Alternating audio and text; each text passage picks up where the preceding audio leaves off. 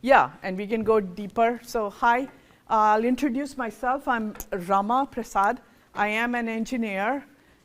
We moved to Minnesota, Minneapolis, about 12 years ago. In 2010, I started working for Honeywell, which is a very technical company, very technical group. I was part of their advanced research. And I also had children in elementary school. It just the kind of track I was on and the kind of juggling and life I needed to have, I decided to step out and I was like, okay, let's do a company. And how do I even go about building a company? The idea was, why not build function into jewelry? We knew wearables was emerging. So back in 2015, when we had this idea, mostly people use wired earbuds. In 2015, everybody was still using wired earbuds. Bluetooth was just starting to emerge. Bluetooth earbuds were just starting to emerge. So it was like, as a technology startup, we were like, we have to be ahead of the game. So we're like, okay, we'll do an earring. How do we do this? What's the technology like? So right away, earring is about the size. It's kind of a bigger earring, but we know things get miniaturized. So electronics get smaller, more power efficient. We knew all those trends are always true. So we could build a smaller earring. We knew we could do that. And then how do we build the audio in it? So with the idea around 2015, I felt confident enough that I just talked to a few friends, and everybody was we didn't really have any entrepreneurship experience. So we were like quite the opposite of confident. But we're like, let's just launch this company. The minimum, we will learn a lot. So we launched a C Corp. And we're like, okay, now how do we do product development? Because we don't have deep pockets. No investor was willing to jump on board and start funding it. We're like, okay, we're on our own. We've got this idea. We have a C Corp. Because that was the easy part. Filing the forms and all was the easy part. So now how do we do the prototyping and how do we get to product? So I actually started attending these events. So I went to Meetup, went on Meetup, and I think somebody just recommended or suggested. So I went on Meetup, and then of course University of Minnesota, Carlson School of Business has an entrepreneurship program, and they said, yeah, there's Minnesota Cup, but idea stage, our application got rejected. So like, okay. So we went to this Meetup group, and then we discovered there is a community here called Internet of Things. And they're actually quite active and quite productive, Internet of Things. They hold conferences every year, and it's getting bigger and bigger. Now, people travel, companies travel from outside, from across the country, across maybe even the world, and they attend that IoT Fuse conference. And then they also do hackathons. So there are teams with, they have a topic of interest. They form an informal team, and they build things. And I love going to those hackathons. That's every 6 months. So I haven't been there for the past 2 years because of COVID. But before that, we used to go, and there's some very interesting ideas and functioning prototypes. And that's where you meet the builders, the mechanical engineers, the electrical engineers, of course, the firmware engineers, the software. So I think at one of the IoT Fuse events, I met somebody who just has a lab space, does things for fun, and there was a business owner. So this was a startup company. He already, it was some kind of HR software. But his business was profitable. He had a lot of customers. So he had a space in his office space where he would allow people to just do some building, trying things. So I got access to that space, and we started trying out things. So we started with building this. This was kind of, we got one of the first Bluetooth audio earbuds. So we took the cover off, and then we're like, okay, here's what the circuit is. What do we do with it? So this seemed like the better form factor. So we put the speaker up here, and this sits on the earlobe, and then the rest of the circuitry went here. And in this kind of computer visualization, we put a gold, gold coating. But our prototype, the first prototype, looked like this, and it did work. It functioned well enough, and it sits on the earlobe, and everybody was like, start selling it, because revenue is the ultimate, metric. But this lab-built thing, I was like, I don't think I could charge people money to pay for this. So we didn't start selling it, but it works. And we filed our patent. So we got our first provisional patent filed, and then did the full non-provisional. And even before this, by the way, so this we discovered that this was lightweight and it was functional. The audio comes out of the top, and then the rest of the Bluetooth circuitry is down here, and it works, and it kind of looks like an earring. And we showed it to several jewelry designers, and they were like, okay, maybe you can improve it like this. Nobody was like, no, this, yeah, it was close enough, and it was earring enough that people are like, yeah, improve it this way, this way. So like, we must have like a product or something, the beginning of a product. But this was the first one. We went to an actual jewelry maker, and we said, here, we have this circuit, build us an earring. So the jewelry maker built this, and the speaker's up here. Beautiful. It is beautiful, and it's heavy, so you can't even have it on for like half a second because it's so heavy. It's like, yeah. So. But jewelry is not supposed to be practical anyway, right? Yeah, it's beautiful. And then, the circuitry is in here. It's all solid metal, and it's got nice crystals in it. So we knew, no, we had to figure this out. We can't just give the circuit to a jewelry designer and said, make me an earring. So I think this was the next version where it is lightweight. It's 3D printed plastic. So Shapeways is this platform. Once you've got a good design, a good STL file, you load it up. They do a really good job. Shapeways does a really good job. We get good quality parts back. And I tried to use as much jewelry components as possible. So there's like some beads here from a jewelry store. The earring post is from the jewelry store. So this was a great half step. But, lab built, we didn't really start selling it. And then we did a lot of brainstorming after that. It's like, how do we do this? So we did this early because this was 3D printable. So in 2015, this circuit was kind of big. And again, we were putting the speaker here. So the model still was, we put this on the ear, and then we put this in the ear. But as we built and tested this more, we were like, no, this actually works quite well. So having the audio at the top of the earlobe works quite well. That's the first question we get. It's like, doesn't it have to be in the ear? So the assumption is, because all the earbuds being sold are in the ear, that it has to be in the ear. And it doesn't. It's actually, it causes hearing damage. There is data saying the fact that the speaker is sealed in the ear, and nobody really keeps track of, how loud the sound is and how many hours they're listening to it. Like my daughter's listening to it when she's studying, when she's out doing. So there's a lot. There can be very high usage, and it does cause hearing damage. So moving it out and not having the speaker be sealed in the ear is actually better. The risk of hearing damage reduces. And this is just, and plus you can hear what's happening around you. So it's safer. So there were some clear advantages we discovered. And we're like, no, this is the way to go. And obviously, everybody wants to buy AirPod, Apple. Everybody knows and trusts Apple. Why would anybody consider a whacked out idea?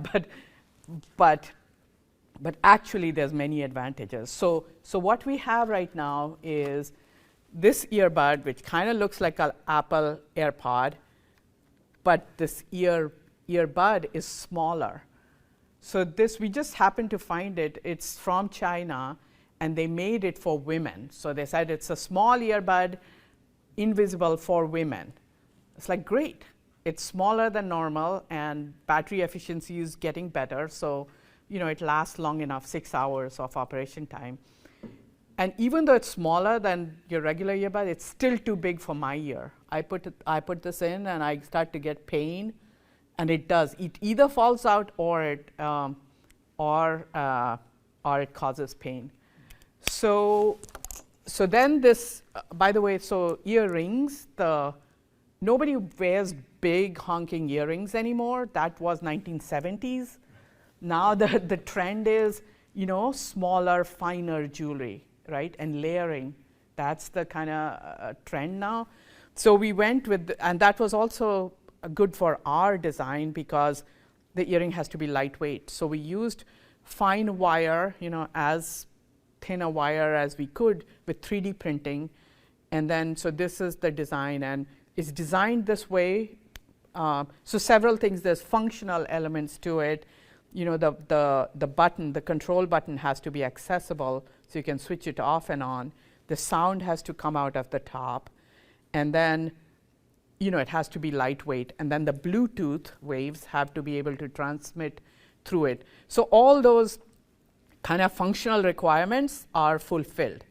So I can easily wear this, and I will, and it works well. So right now, music works well.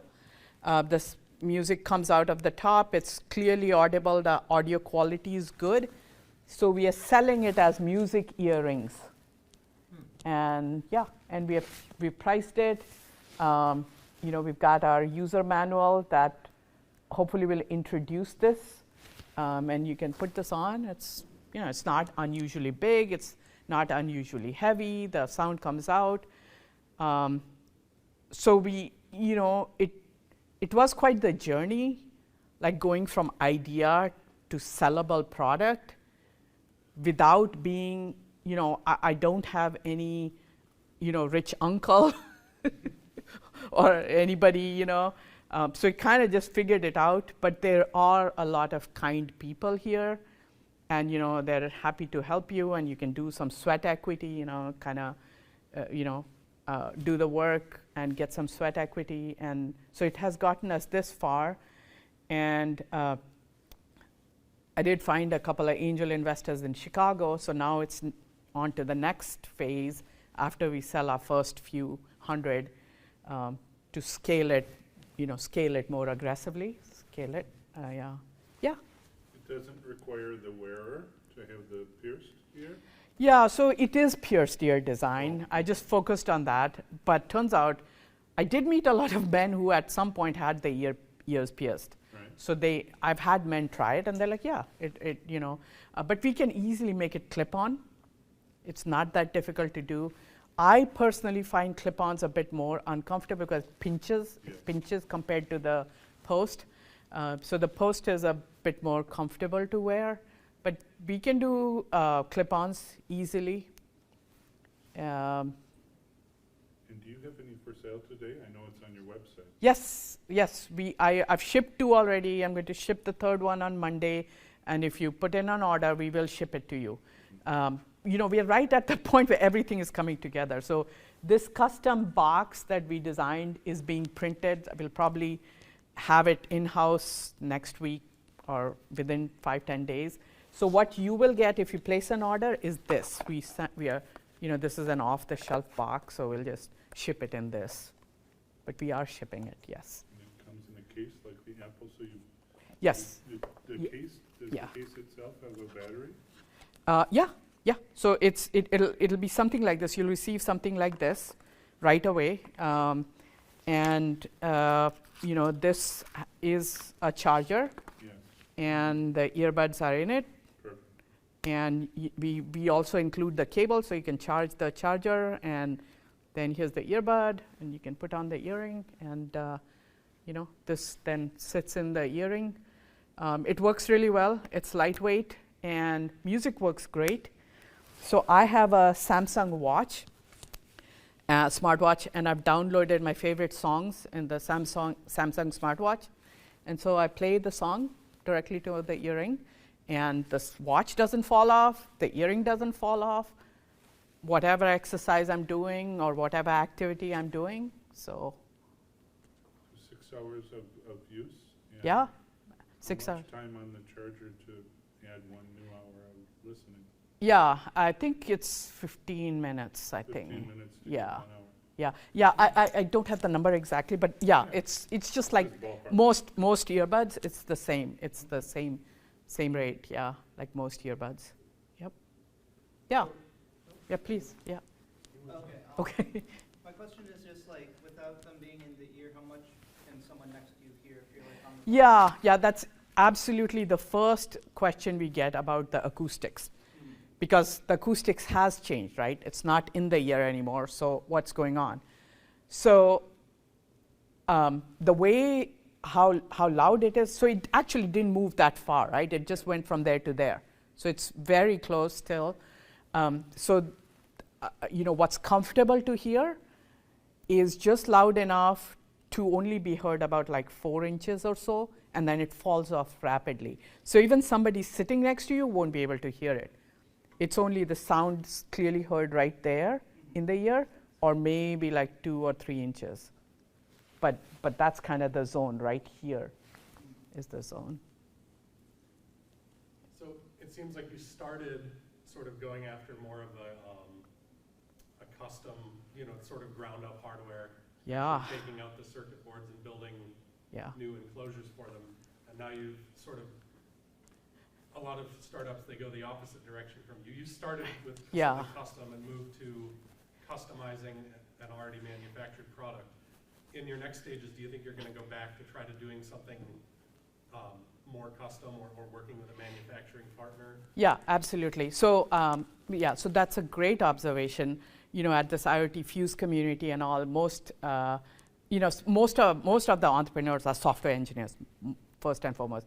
Some are electrical firmware engineers.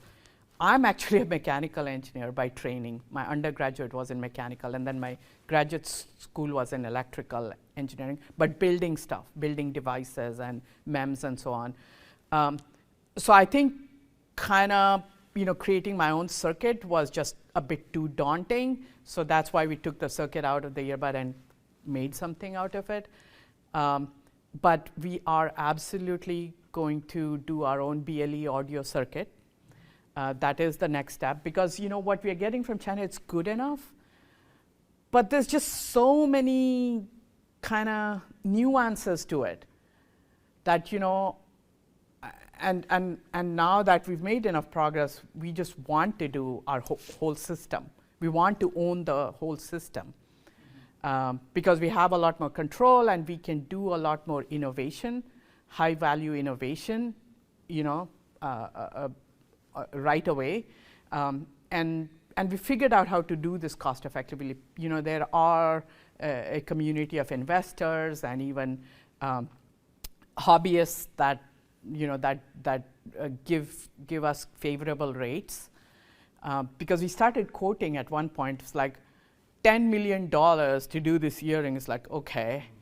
Yeah, there's one quote of 10 million. Then it's like 2 million. It's like, why 2 million? Well, no, 20K. It's like, whatever. So, so I think we've gotten to a stage where it is reasonable. And I think there's just so many twists and turns and ditches and whatever that I think we absolutely can do our own circuit. There's a newer company called Nordic Semi. It's a Norwegian company, and they've just introduced their BLE audio. So their development environment, IDE, is now fully populated, and their SDKs and all are becoming available as we speak. Because companies like Qualcomm, when we were looking at all this 3-4 years ago, TI obviously does audio chips and BLE, Bluetooth audio, but then they stopped. And Qualcomm won't work with small companies. So I think just lucky for us that Nordic Semi has grown very well, and they do support it, and they are very excited and open to work with startups with new ideas and they really support their technology very well. So I think we'll do a BLE audio circuit. We plan to do that, yeah. Are you concerned if you get a Chinese manufacturing partner that you will see them producing their own units and they're going to be of course India and China and that was always the concern. Right. That was always the concern. So my thoughts on that are, I think, for me, they're always an option, right? So if I put all the eggs in doing our own design from ground up for $10 million or more, then yes, then of course we worry about them just copying it. But I think if I keep selling the Chinese version as well and improve the Chinese version, and then we are able to do this BLE audio, our own custom BLE audio, cost effectively, right? So I think we'll see. Right now, the plan is absolutely to do our own BLE audio, but can we manufacture it here, or can we do it in subsystems where we do some subsystem here, some subsystem there, maybe final assembly here? So we're not giving away the full, the whole farm. Right. We are going through a manufacturing accelerator right now that's hosted out of Cornell University, and they say just write up the MRD, PRD, and give it to the vendor. And they have some local manufacturers, though. They have like manufacturers in the state of New York. So it's like give your MRD and PRD to this manufacturer in New York. And I don't know what the cost will be. By the way, there is a Bluetooth audio earring company in Germany, and they had a successful Kickstarter campaign where they met their goal, 100,000 euros. And they are pricing their product at 595 or 600 euros, which is a very expensive, AirPod or a hearable product. So, I mean, I don't want to be stuck in that unaffordable price point. This we are pricing at 120, so below the AirPod. So we have, but I believe that is the right kind of price point, and so we have to figure out a manufacturing strategy so we can support that profitably.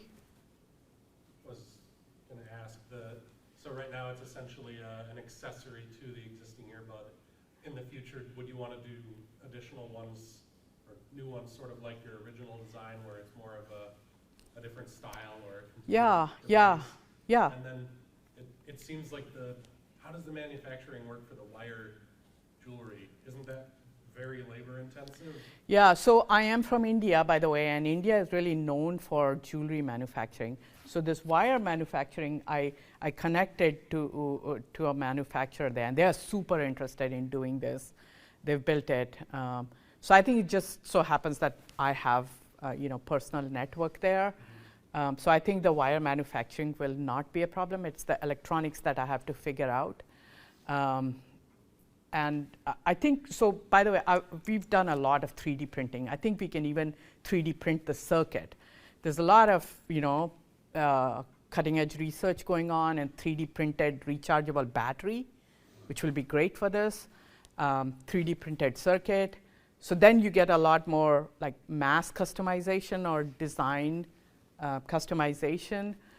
But I don't think 3D printed circuit is quite ready for deployment unless, I mean, there are startup companies where they raise hundreds of millions of dollars or even tens of millions of dollars, and so I think the request for everyone here is if you know a serial entrepreneur who'd like a new challenge, I'll be happy to talk to them. We can be more aggressive, we can get more aggressive, but I have a path and a plan that I feel confident I can execute and do, but we can be more aggressive if the right kind of people start supporting it. Questions that sort of relate to that whole area, but maybe the two key ones are: what is the nature of the patent that you have? Yeah. And how are you doing web application and Yeah. market development through that? Yeah, so great. So first, our patent was, which is issued, so first full utility patent which is issued was around, having audio on the earlobe. So it was around, having the speaker at the top of the ear, and then dividing it up into two casings. We are calling it casing because most earbuds are like one monolithic, product. So now we're dividing it into two, and how do you connect that? So that one is issued. And then we've also filed a second one where we are saying, why is the charger like this? Well, like the charger could be, interesting too. It doesn't have to be. So we are thinking making it a pendant and even adding some functionality, interesting functionality to the charger. So it could be a backup audio device. And then we filed a copyright for the design. And the copyright got issued because it's visual art.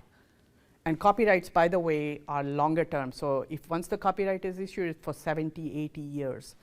So this copyright is issued in the US. And then we filed a trademark, and the trademark is issued. So Teqnizan word is issued.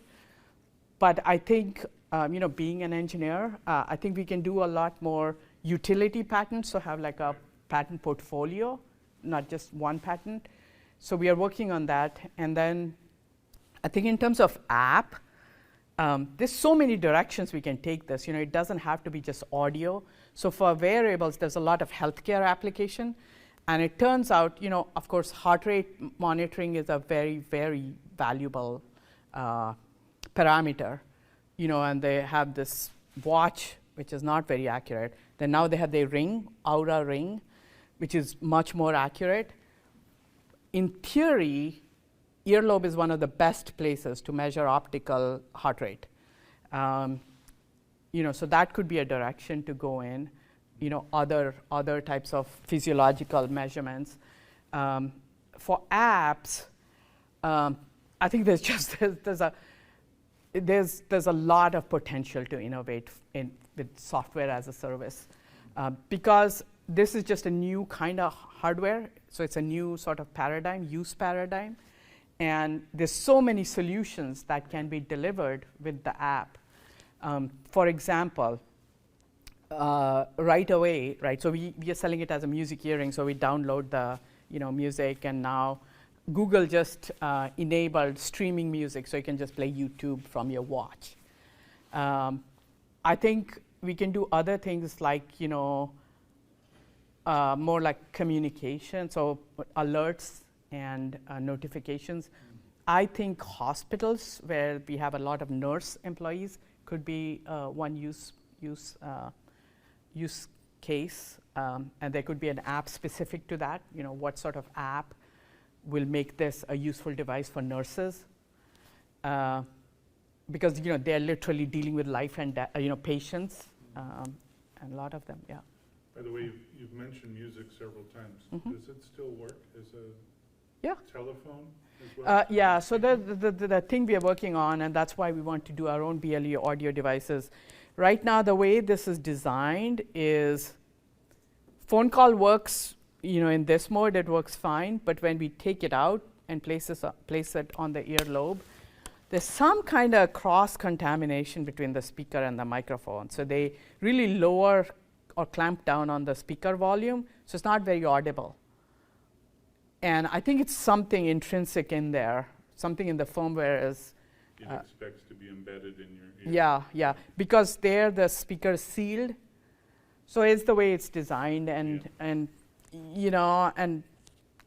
like you're saying, the whole concern. I don't want to work with a vendor in China and tell them all the secret insights. Right. We want to create our own solution from grounds up. So if there's somehow a quick solution to that, or a temporary one where you just have the audio in one ear and the mic in the other for that. So Dirty. yeah. It's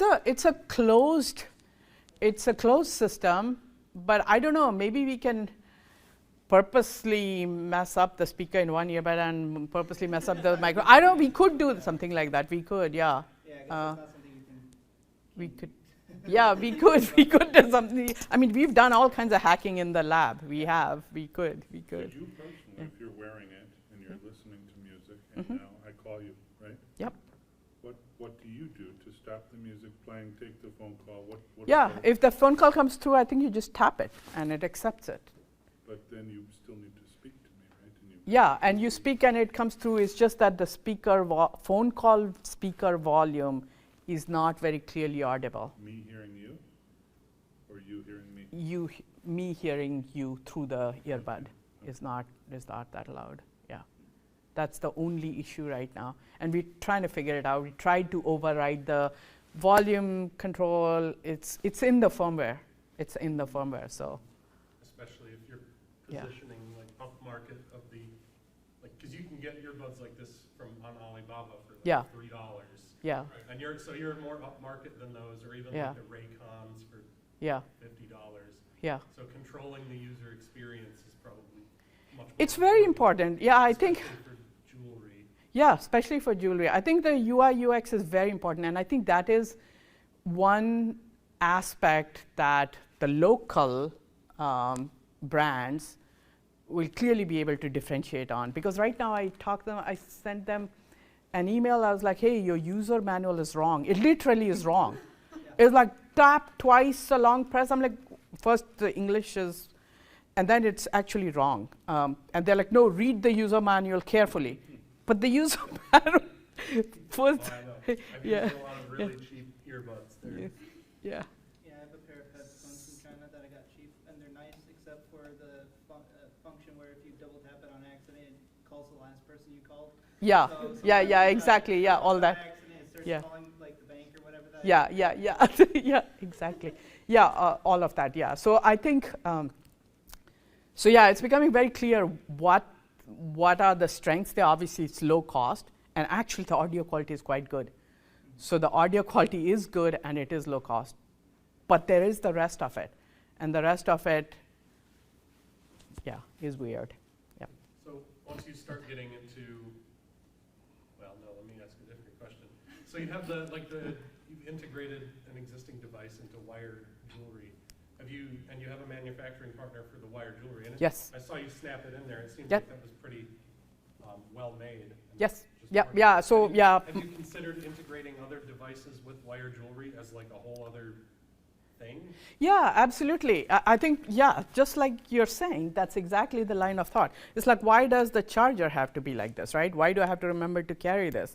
You know, if you notice, I actually don't wear that much jewelry, but now I have. So this is a nice piece of jewelry, right? This could match the earring, and we could design it, and we've done this. So I work a lot with University of Minnesota, and we do senior projects, so we do simple circuits.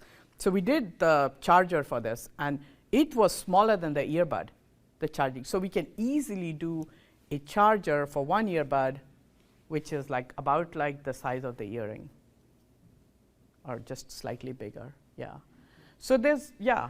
And could you say a little bit more about your ideas about your vision of software as a service editions, all the internet connections that would go into it? I mean, that's one of the way of differentiating from absolutely, pirated, et cetera. But, yeah, absolutely. Yeah. So I think the use case here now becomes, it's a variable, so it's it's ubiquitous, right? So you put the earring on, and you can have it on all day, and it's not something like a device where it's on the table and I forgot where it is, or so it's and then the watch is also you're wearing it.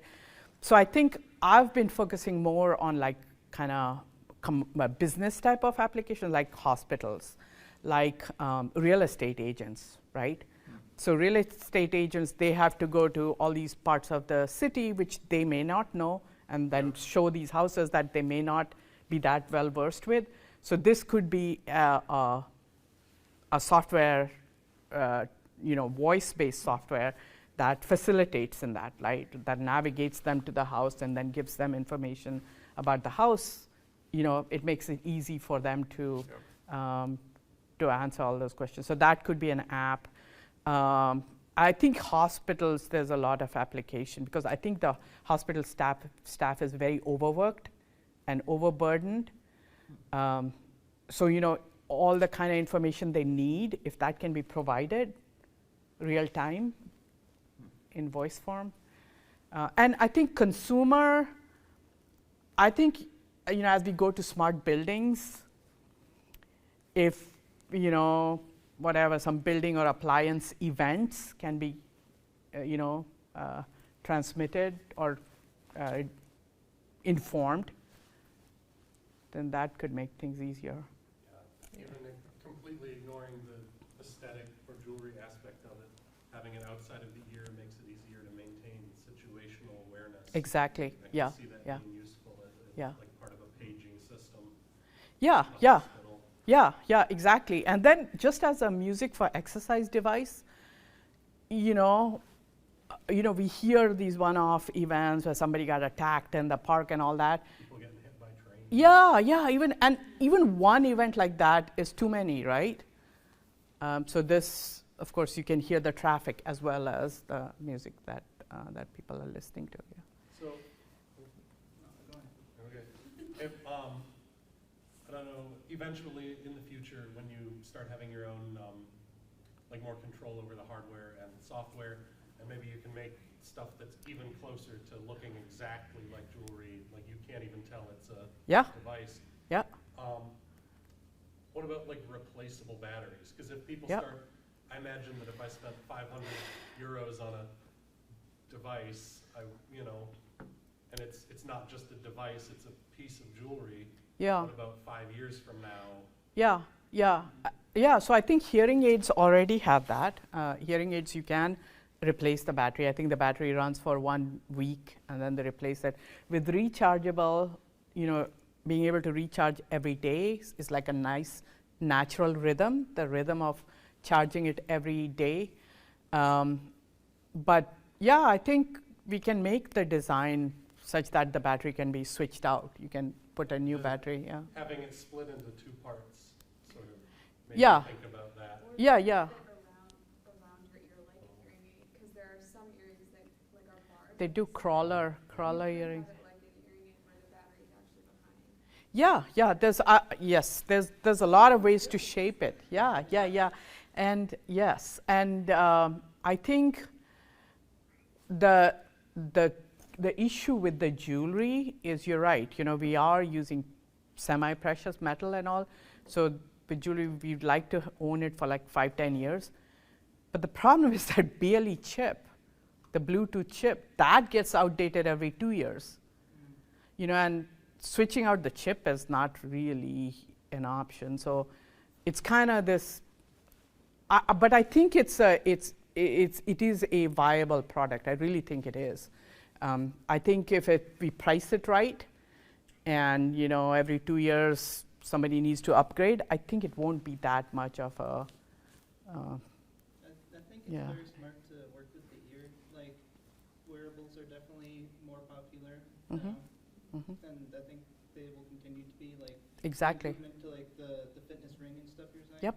I think the ear is very underutilized in that space. That's So I right. think it's a That- testament Yeah, and when we started, we're like, yeah, jewelry embedded in jewelry, we should do it. But the more I've tried to present the reasoning and the arguments for why it should be done, I was like, isn't that amazing that all hearables are these larger devices that don't fit in the ear, and most women don't wear it because of that reason? Yeah, I don't use It- earbuds. I find them uncomfortable. Yeah. Can you talk a little bit about, without the specifics, but the angel investors that you had in Chicago, what do Yes. they think? Why are they interested? Yeah, they like the idea. They trust me, or they think they actually want to do the BLE audio. So one of them is actually a very deep electrical engineer. He's a really great embedded systems engineer, and he's a serial entrepreneur, so he does medical devices now. He is like, from get-go, he's like, do your own BLE audio. What is this China nonsense? And I'm like, I really need to sell something. I really do. I'm not going to stuck in, already I've spent like 5-6 years doing product development and another 3 years of product development. So I think he knows that we will do BLE audio, we will. And now Nordic Semi has just, fully supported that. So Yeah, so they are like, Okay. yeah. I think you're one meeting with Tim Cook away from a 9-figure permanent vacation. Yeah, 9-figure? Yeah. Okay, my target I think was like 7-figure, I think. No, 8. My target was 8-figure, but yeah. Yeah. I'm just saying, Yeah, if Tim yeah. Cook puts the Apple name on this concept. Yeah, it does look. By the way, if any of you are interested enough, we welcome. I'll be happy to go into it, and we will probably, start building up our team. So for the next 6 months, our focus is to, sell 500, because then it's a proper startup, and that revenue is a very important metric. But beyond that, we really need to, build the team, build our own technology. Yeah. Do you have like a sign up for updates sort of function? Yeah. So on our website, if you go Teqnizan.com, there is a contact us page. Yep. And I check that every day. So here's our website. Let's see, where is the? Projector turned off. Okay. Or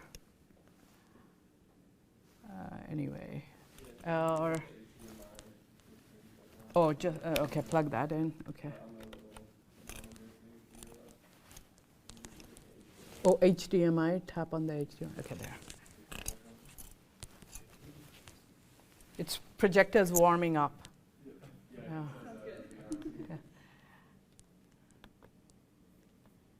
So do you run, on the topic of updates, do you have a website? Do you run like social media or anything? We are building up our social media. Right now, it's focusing more on getting our inventory ready, but we are building up our social media. Yeah. So that's our website, and she is, by the way, the granddaughter of a mechanical designer, and yeah, they live in Anoka, and so here's audio earring, and we say it's music earring, and then. You've done a lot of development in the past couple of months. Yes. Looking at it several months ago. Yes, and if you've heard of lunar startups, we went through that. Then Hyper Accelerator is a Singapore thing, and then Rev Ithaca is in Ithaca, New York, which is where I went to school. So you can put your email address here, and then and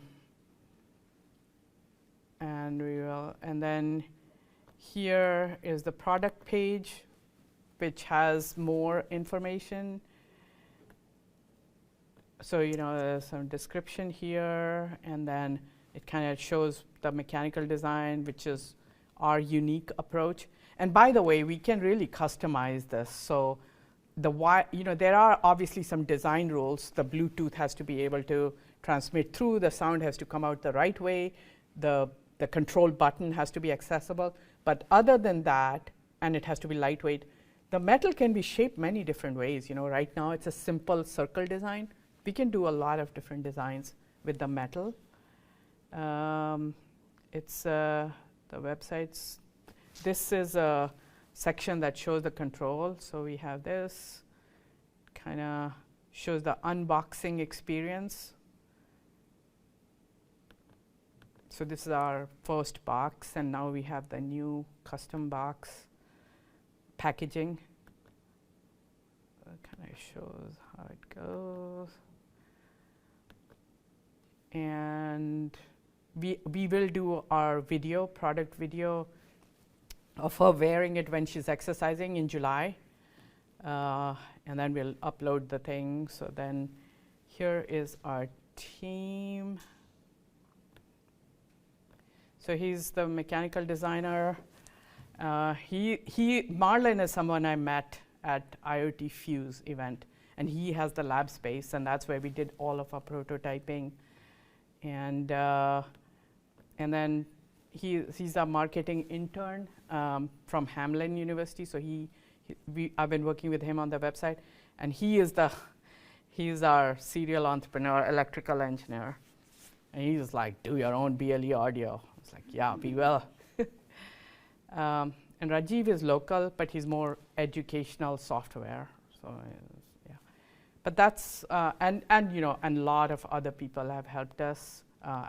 We do a lot of work with the universities here, University of Minnesota, ECE department, the University of St. Thomas Mechanical Engineering department, Carlson School of Business, MBA students, entrepreneurship, and then St. Cloud University marketing department. So we do a lot of work with it. Yeah.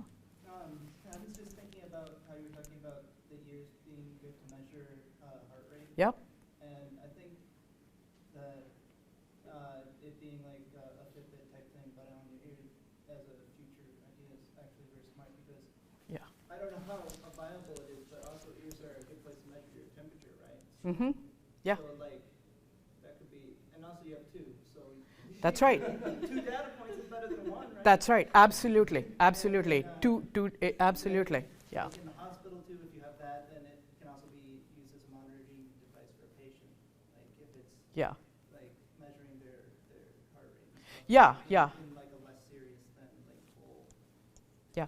There's a lot of core or intrinsic advantages and potential, both for hardware as well as for software.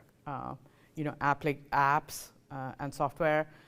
I think maybe we are more like we're going slow because the founder CEO is me, and I'm moving slower. Yeah, if somebody more like serial entrepreneurs done it, 9-figure exits and all that, yeah, we could run really fast. Yeah. Yes. So I was looking on the website earlier, and you have like the earring with the earbud. Have you ever thought of selling the case itself, like the earring itself, separately, so in case like the wire ever broke, that you could get just the earring instead of having to pay like all of it for the earbud? Yeah. Yeah, absolutely. Yeah, I think we can sell them separate. Yes, we can add them as the SKU. We can, and I think one of the main features is doing custom earrings. So, custom design. Like we've started with the simple basic design, and it works. But I think we completely see ourselves as being a supplier to the jewelry industry, where maybe a jewelry brand will do their own design. Kate Spade or So that addresses my earlier interest in like replaceable parts as jewelry as like a long-term investment or purchase. Yeah. Have you thought about just designing a Bluetooth low energy device for audio that other jewelry makers could integrate into their product? And they could and I think this would be the model, right? So I think. This is the simplest, and it works. So this, it's almost the optimal shape, but we could do it in two pieces, the dangler, so it would be like half the size, but 2 of them connected in a robust way. So we can, and then I've had questions, can you do a hoop? Yes, we can do a hoop. I think those are the 3 basic shapes, the 1-piece design, the 2-piece dangler, and then the hoop. And then the metal can be any design, and it can just kind of snap in place there. How divisible are the components of a Yeah, so that's exactly kind of the foundation of our patents, because that's the new direction we are taking the circuit. What's the optimal way to divide it from energy point of view, and energy, size, cost, and then a new aspect that I became aware of was the security. So the circuit itself fundamentally, how secure can you make the circuit? Because I don't think in China they think too much about that. But I think there can be some security features added in there. With a focus on it as a music device, can you save space by removing like the microphone? We could, yeah. I think music is a pretty major application. I think there can be a major market just for music. Yeah, I think so. Yeah. So I think technically we're past time. Okay. Thank Yeah. you. I'm not sure. Yeah, I welcome you to enter your information here and follow up with me. I have business cards here if you would like some. I take 2, please. Yeah. Yeah. Yeah, please. Yeah. Thanks. You're welcome.